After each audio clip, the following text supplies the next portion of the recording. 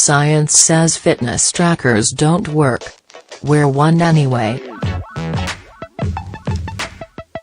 Personal technology is getting a bad rap these days.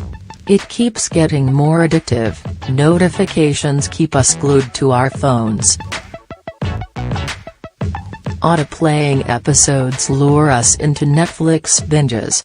Social awareness cues like the seen by list on Instagram stories enslave us to obsessive, hour-bar usage patterns. Blink twice if you've ever closed Instagram, only to reopen it reflexively. Our devices, apps, and platforms, experts increasingly warn, have been engineered to capture our attention and ingrain habits that are, it seems self-evident, less than healthy.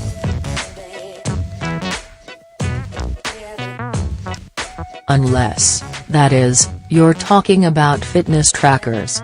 For years, the problem with Fitbits, Garmins, Apple Watches, and their ilk has been that they aren't addictive enough. About 1/3 of people who buy fitness trackers stop using them within 6 months, and more than half eventually abandon them altogether.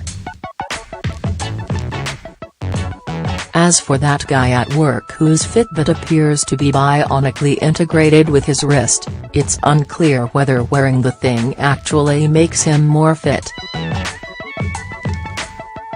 Most studies on the effectiveness of fitness trackers have produced weak or inconclusive findings, blame short investigation windows and small, homogeneous sample sizes.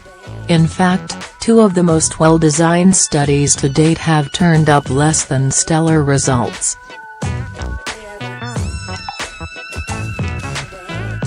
First, a randomized controlled trial involving 800 test subjects, was conducted between June 2013 and August 2014.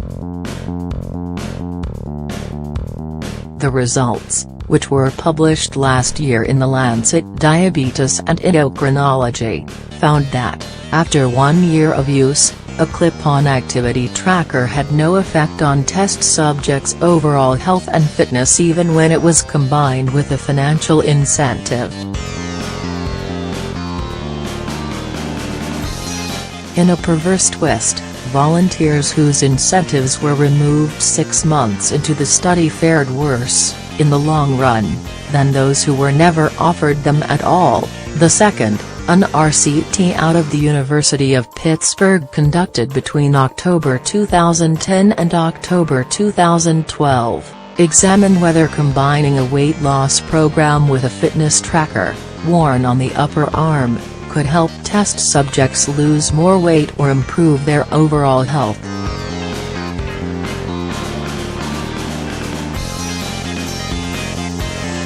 The results, published last year in the Journal of the American Medical Association, showed that subjects without fitness trackers lost more weight than their gadget-wearing counterparts, a difference of about 8 pounds. And while it's true that weight is not a great proxy for health, the findings also showed that the test subjects with fitness trackers were no more active or fit than those without. All of which is, frankly, pretty embarrassing for companies that manufacture fitness devices, not to mention disquieting for the people who wear them. And yet, none of this means you should ditch your fancy new fitness tracker. Have companies like Fitbit and Garmin been slow to incorporate sticky features into their products? Yes. Unequivocally.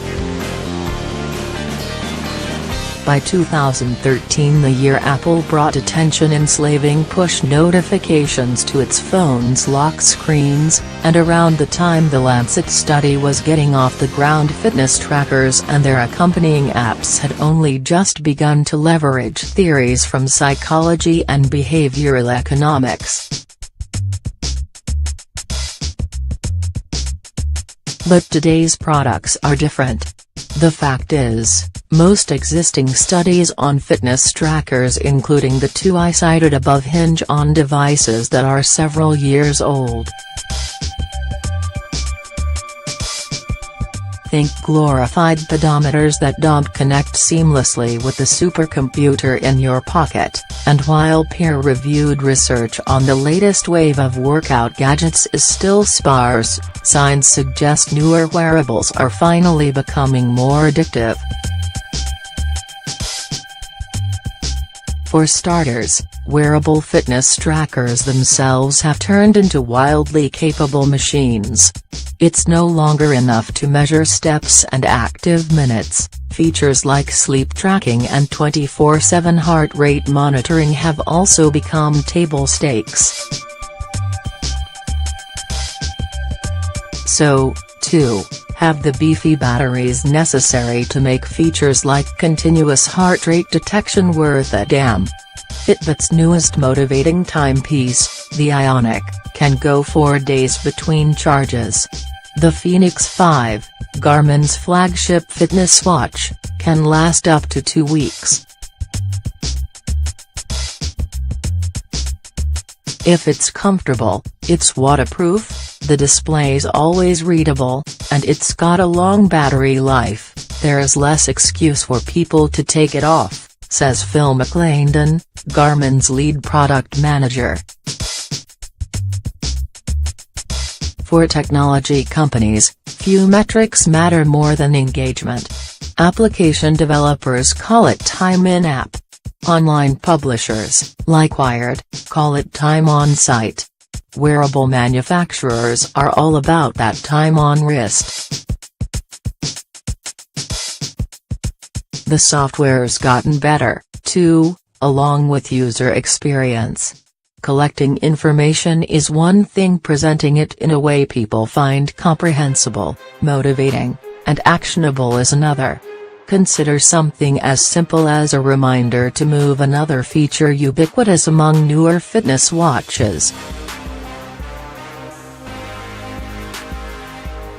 Buzzing people once an hour, regardless of their current activity, is annoying. If my device tells me to get up and move while I'm on a hike, it's going off a cliff. Instead, most wearables now tell you to move only if you've been sedentary for more than a predetermined period of time. And according to Fitbit, at least, those reminders work. People who would get 6 reminders to move a day, on average, after a few months, they get about 40% fewer reminders to move, says Shelton Yuen, Fitbit's vice president of research. That's a very detailed example, but I feel like it's such an important one, because it means the user's innate behavior is changing.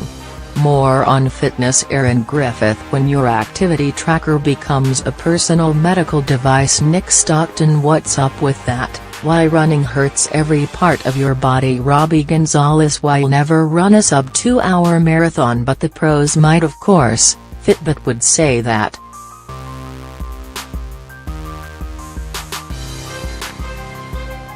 But outside experts agree that fitness tech is improving.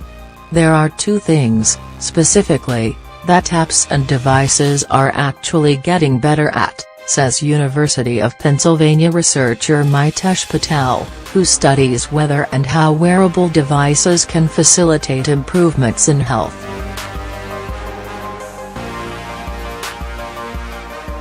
The first is leveraging social networks to stoke competition or foster support. Researchers led by Penn State psychologist Liza Rovniak recently showed support networks to be highly effective at increasing physical activity in unmotivated adults, but Patel suspects the leaderboard format, a popular way of promoting competition by ranking users, fails to inspire anyone but those people at the top of the charts, who probably need the least encouragement anyway.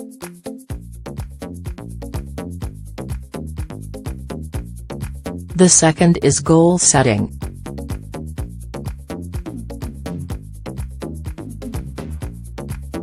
We know that people need to strive for an achievable goal in order to change their behavior, Patel says, the operative word there being achievable. The problem with early fitness trackers was that they all used the same goal, step count, and they all set the bar way too high, 10,000 steps. But the average American takes just 5,000 steps a day. Asking her to double that figure isn't just unrealistic, it can actually be discouraging. But today's fitness wearables tailor their feedback to users' individual habits. Rather than tell you to take 10,000 steps, Garmin's Insights feature will nudge you if it senses you're moving less than you usually do on a given day of the week. Fitbit now allows users to set and track personalized goals related to things like weight and cardiovascular fitness. These are just some of the ways wearable manufacturers have begun borrowing theories from psychology and behavioral economics to motivate users in recent years, and there will be more to come. They're constantly adding features, says Brandeis University psychologist Elisha Sullivan, a researcher at the Boston Roybal Center for Active Lifestyle Interventions and co-author of a recent review of fitness tracker motivation strategies. Now that these devices are small, powerful, and packed with sensors, she says, expect most of those features to show up on the software side of things. That's where these companies are most able to leverage the data they're accumulating toward interactive, personalized information they'll actually use. It may have taken them a while to catch up with the Facebooks and Netflixes of the world, but our fitness devices are finally poised to hijack our brains and bodies for good. Yeah.